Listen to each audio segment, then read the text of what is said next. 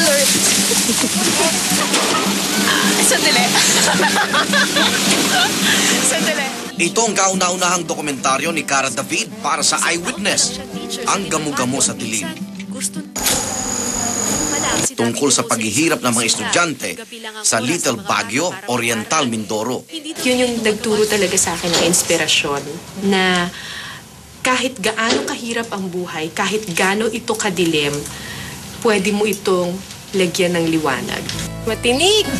Mula noon sa mga dokyo tungkol sa mga bata na nalinya si Cara.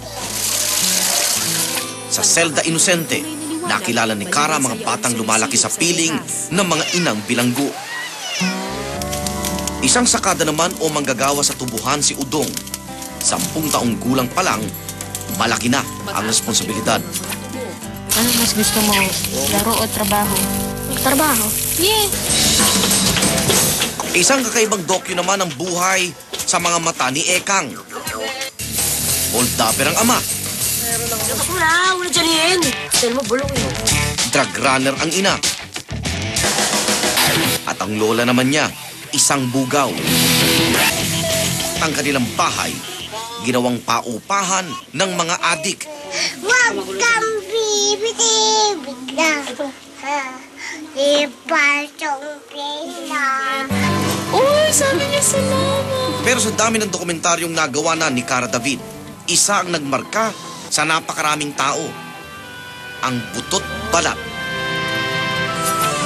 Dito, lumabas ang isang nakapanlulumong katotohanan. Hindi na nalalayo ang Pilipinas sa Africa pagdating sa problema ng malnutrisyon. Ang sanggol na ito na halos bagong panganak. Unang beses makakatikim ng gatas dahil...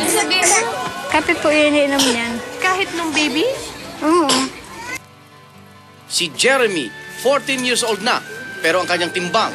Si Jeremy is 14 years old, so dapat ang weight niya is 46.6 kilograms, 12.3 kilograms, which is the weight of a 2-year-old boy. Sige na, tagilid na. Si Angela, di mo isipin 19 na taong gulang. Dahil sa katawang halos butot balat na lang. Sa kasawiang palad, binawian si Angela ng buhay 1 linggo lang matapos ipalabas ang dokumentaryo.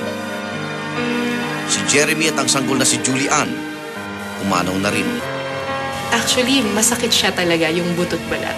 Pero, namatay sila lahat nang wala akong nagawa. Nang I feel wala akong nagawa. Dahil sa palabas sa butot balat, daghain ng panukalang batas si Senador Trillanes ukol sa nutrisyon. I don't think magsastop akong gumawa ng mga documentaries tungkol sa mga bata kasi sa kanila nare-reflect, nasasalamin yung tunay na mga sakit ng lipunan natin.